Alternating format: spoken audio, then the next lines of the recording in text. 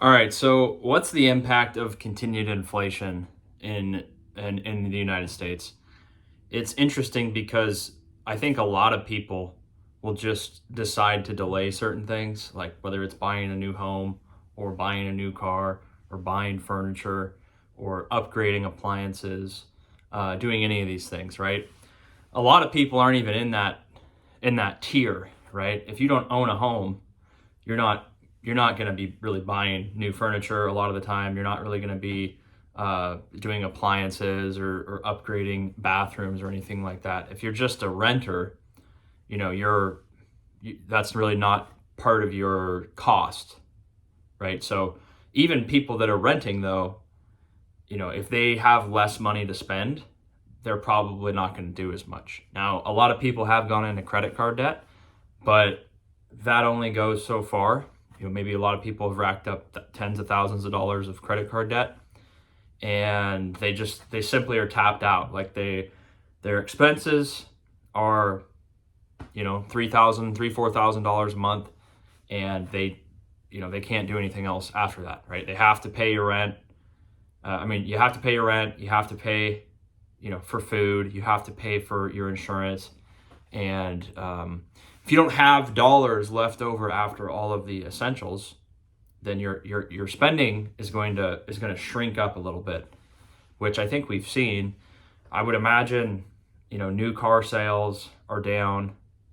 Home sales transaction wise are way down, and again, that's a function of the interest rate being high compared to where it's been over the last 15 years.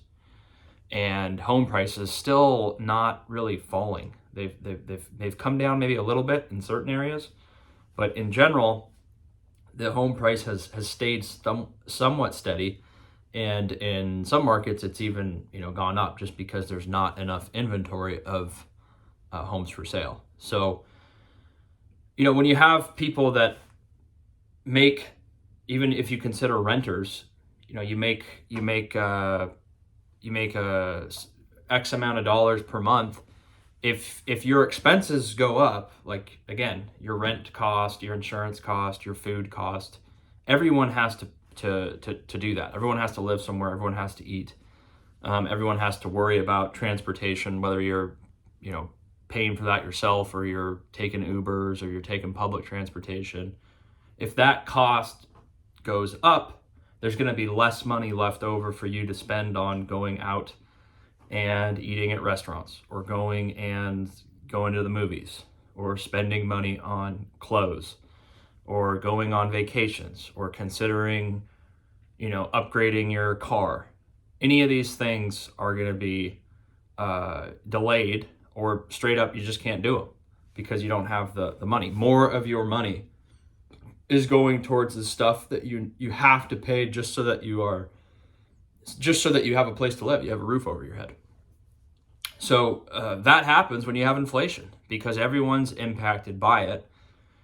People that make more money aren't as impacted as much because they have more resources to weather the storm. But if you're someone that is kind of on the bottom, like if you're a renter and you don't have an incredibly high income, your costs of living as a percentage of your income just keep going up. So a greater and greater percentage of your income has to be allocated towards the things that you absolutely have to pay for in order to, have a roof over your head. If you make more money, again, there's always people that make good money, and even if costs went up 300%, they would still be fine because they make such a good income. But for people, like I said, for people that are on the other end, they can't afford to keep living a lifestyle when their costs of living go up so high, right? Any trips, any discretionary purchases, going to the mall, buying things on Amazon, buying a new wardrobe, considering a new car, they're really going to think twice about it because they're going to say, oh my gosh, I just don't have much money left after I have to pay for my shelter and my food and my living essentials, which everyone has to pay for. So I don't see that getting any better. The people at the bottom kind of always get shafted because they just don't have resources left over. The people that own the real estate and the food producers, they just pass along these rising costs to the people that don't own the asset and are just consumers. So again, that's why people always said to buy real estate, because you want to basically fix your monthly costs. If you're a renter, you could ask yourself, like, in 5 years or in 10 years, do I think my rent price is going to be lower, the same, or higher? And pretty much 99% is going to be higher. So if you bite the bullet and buy a property, then you're basically fixing, because you're going to have a 30-year mortgage, you're fixing your monthly cost to live.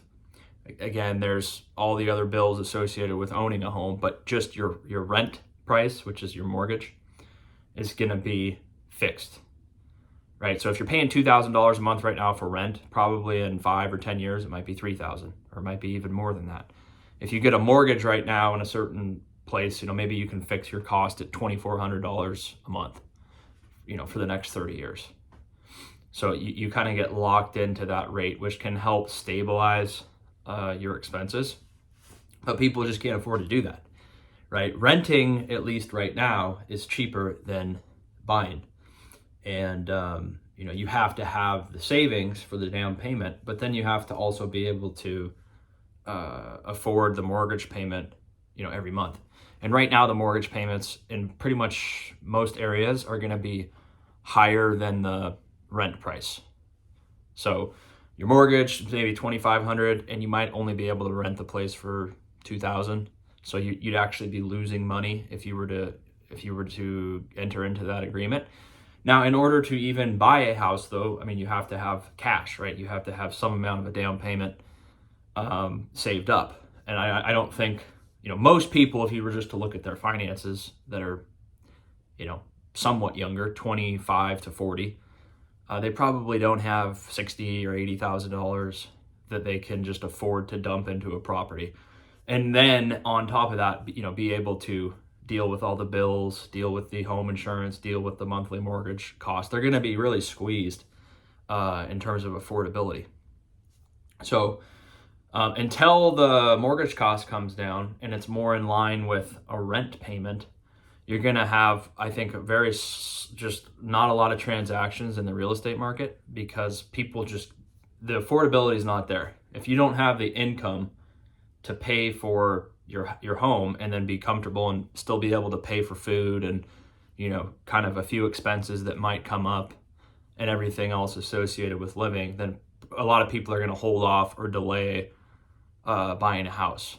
I think some people, they say, you know what, I have $100,000 saved up, and I could do this if I wanted to, but then my savings would be wiped out.